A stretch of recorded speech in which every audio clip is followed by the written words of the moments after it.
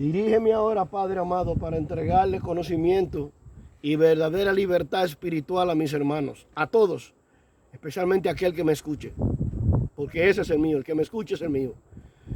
Escúchame, hermano mío, escúchame todos ustedes que andan con las Biblias o cualquier otro tipo, la Biblia o Biblias o otro tipo de libros sagrados, tenidos por sagrado por ustedes. Escúchame esta palabra.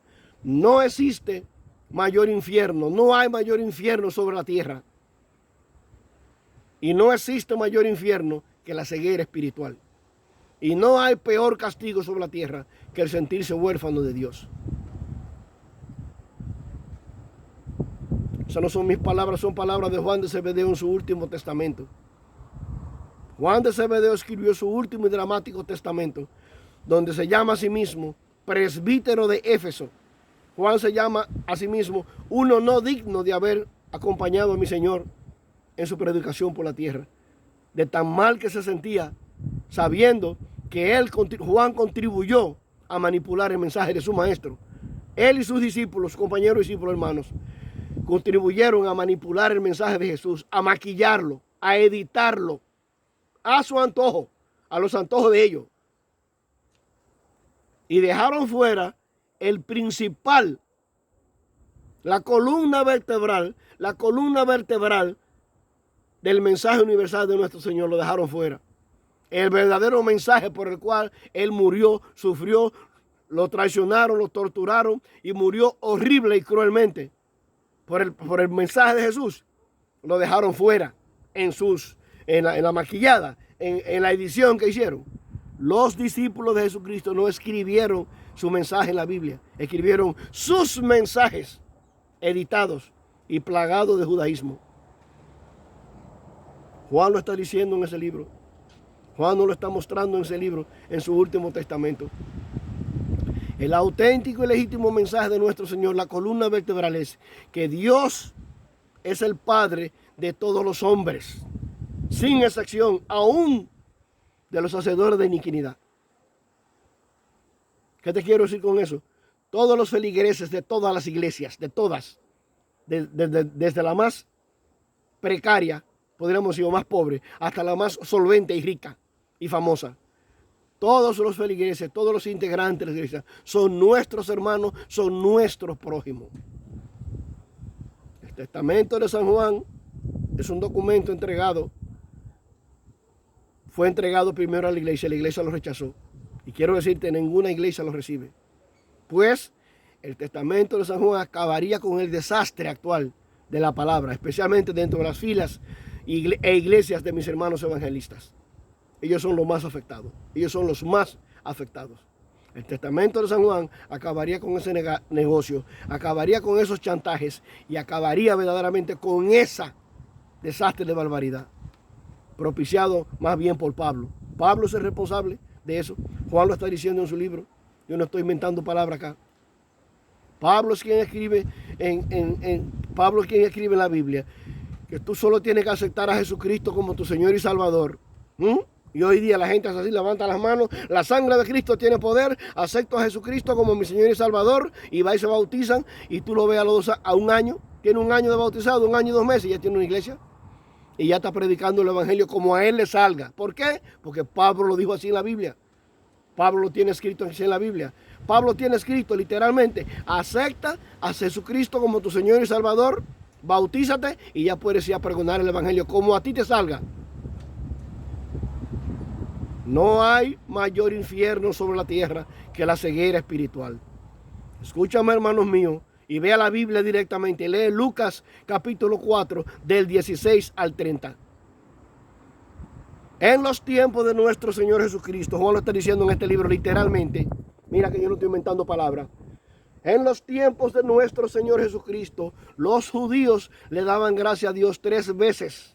3 veces por no haber nacido mujer, leprosos o gentiles. Y lo peor, creían que Dios les escuchaba esas necias oraciones. Lee Lucas capítulo 4 en la Biblia, del 16 al 30. Juan lo está diciendo acá. Juan lo está indicando. Y comprenderás la historia verdadera que Jesús, cuando terminó de hacerla, casi los judíos lo mataron. por hacerle esa historia. Naamán el sirio, ve y léelo en la Biblia para que lo entiendan. Naamán el sirio era un gentil y fue curado por Dios en medio de judíos enfermos. Naamán fue el único hallado digno de ser curado. Cuando Jesús le hizo esa historia a los judíos, quisieron matarlo inmediatamente. Nosotros los gentiles y paganos llamados en el tiempo de Jesús somos el nuevo Israel del mundo. ¿Tú sabías que el primer mártir de la iglesia, Esteban fue el primer mártir de la iglesia y murió por proclamar el auténtico y legítimo mensaje universal de amor universal de Jesús, que no encierra ninguna iglesia exclusiva, ni ningún grupito elegido, ni ningún pueblo elegido? El mensaje de amor universal de nuestro Señor Jesucristo es para todos los hombres. Y la columna de ese mensaje, que Dios, el Padre, el número uno, que Jesús reveló al mundo, que no tiene nada que ver con Yahvé o Jehová, es Padre de todos los hombres, de todos, sin excepción. Aún los hacedores de iniquidad son hijos de Dios. Tú me podrás llamar blasfemo, príncipe de los demonios, como se te ocurra, pero es así. Ese que es un hacedor de iniquidad, le llegará la hora en que se retirará y buscará de Dios. Pero eso no es un trabajo nuestro, de andar empujando y forzando a nadie, mucho menos mal adoctrinando. Si alguno viniere a vosotros y no fuere portador de esta doctrina, no le recibáis en casa ni le saludéis, pues el que le saluda se hace cómplice de sus malas obras. Y el día de la resurrección, los bautizados en Cristo resucitarán primero. Todo eso es una mentira, una de Pablo y la otra de Juan. Y Juan murió rectificándola toda acá en este libro. Mira, déjame traerlo despacio para que se vea bien. El testamento de San Juan. El testamento de San Juan. ¿Tú quieres desenmascarar al mejor pastor de la actualidad?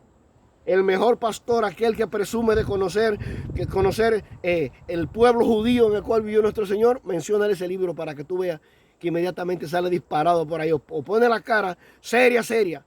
Y cuando viene a ver, te mandan a sacar de ahí de la sala donde está el pastor ese, tratando de presumir de saberlo todo y de conocer al pueblo judío horrible y cruel en el cual vivió nuestro Señor Jesucristo. Los verdaderos, auténticos, legítimos enemigos tienen aquí escrito en la Biblia. Aquí en la Biblia tienen escrito, mira, en la Biblia tienen escrito, aquí tienen escrito ellos su trampa. Y el protagonista de esa trampa es Pablo de Tarso. Pablo tiene escrito acá en la Biblia. Tú me ves que tengo la Biblia en la mano y no me arrepiento de tenerla, y no la tengo para mofarme, sino para sacarte del infierno de la ceguera espiritual, que es el peor infierno sobre la tierra. Pablo escribe en la Biblia: no me avergüenzo del Evangelio, que es fuerza de Dios para la salvación de todo aquel que cree, del judío primero y después del griego, o también del griego. Empieza por ahí para que entienda los chantajes y las mentiras de Pablo aquí en la Biblia. Y eso de el día de la resurrección, los bautizados en Cristo resucitarán primero. Todo eso es mentira. Entonces son palabras de Pablo. Juan murió rectificando sus errores en este libro, sus errores escritos en la Biblia, los errores de sus hermanos y el gigantesco error de Pablo. Cuando tú te enteres bien cómo va el asunto, vas a encontrar los dos grandes mentirosos en la Biblia. Mateo y Pablo son los dos grandes mentirosos. Y Pablo es que tiene la corona. Quiero que sepa que Saulo, no conoció a Jesús en persona y tiene casi la mitad de los testamentos, cartas y libros de la Biblia. Más que sus discípulos. Empieza por ahí para que entiendas verdaderamente qué es lo que es ceguera espiritual. Y salte de la ceguera espiritual. No hay mayor infierno sobre la tierra que la ceguera espiritual. ¿Qué es ceguera espiritual? Que yo te diga, ve y lee Lucas capítulo 4, del 16 al 30, para que veas cómo casi los judíos mataron a Jesús por hacerle esa historia. La historia final cuando Jesús le habló de Naamán el sirio, que fue curado por Dios en medio de judíos enfermos. Naamán fue el único digno de haber sido hallado, el único hallado digno de ser curado. Cuando Jesús le habló de eso, Naamán era un gentil. Y en una oración que los judíos rezaban 3 veces al día en el tiempo de Jesús, llamada la Semonej, las 18 plegarias a Yahvé. Las 18 plegarias a Yahvé, ahí estaba esa oración. donde los judíos le daban gracias a Dios 3 veces al día por no haber nacido mujer, leprosos o gentiles. Naamán fue curado de lepra por la mano de Dios. Y habían otros judíos enfermos, pero no fueron curados, porque Naamán fue el único digno, el único que se humilló, o fue digno, fue hallado digno de ser curado. Jesús le hizo su historia a los judíos y lo mataron casi inmediatamente. Casi mataron a Jesús ahí. Por el poder del Espíritu se salvó. Y quiero que sepas que el primer mártir de la iglesia es Esteban, y Esteban fue griego. Te hablo de esta forma, hermano mío, para que no andes con la Biblia para arriba y para abajo, debajo del brazo. Mira, la Biblia debajo del brazo, exclamando a cada esquina que la salvación viene de los judíos. Poncio Pilatos, el gobernador romano, señalando a Jesús de esta forma, dijo: yo no veo en él ninguna culpa. ¿Y qué contestaron los judíos? Crucifícale, si no, tú no eres amigo del César. Ya, con eso para mí es suficiente para decirte, la salvación viene de Roma, de los griegos, de los atenienses, primero que de cualquier otro. Gracias infinitas, hermano mío. Seguiré en una segunda parte si es necesario, para sacarte del infierno de la ceguera espiritual. ¿Ok? Eso que Juan dice, ya cierro este preámbulo para cerrar. Si alguno se excede en la doctrina de Cristo y no permanece, ese no posee al Padre. El que permanece posee al Hijo y posee al Padre. Juan muere en esta su obra. Juan muere en esta obra. El testamento de San Juan. El último testamento de San Juan. Juan muere en esa obra diciendo que eso no es palabra de Dios, que eso eran palabras de Él. Como tú y como yo, y como hay cientos hoy día fanatizados en servirle a Dios, inventan toda clase de palabrerío. Eso es un palabrerío de Juan. Y Juan murió llamándose a sí mismo no digno de haber acompañado a Jesús, llamándose presbítero de Éfeso por esas palabras y otros errores que tiene la Biblia escrito que no tienen nada que ver con palabras de Dios.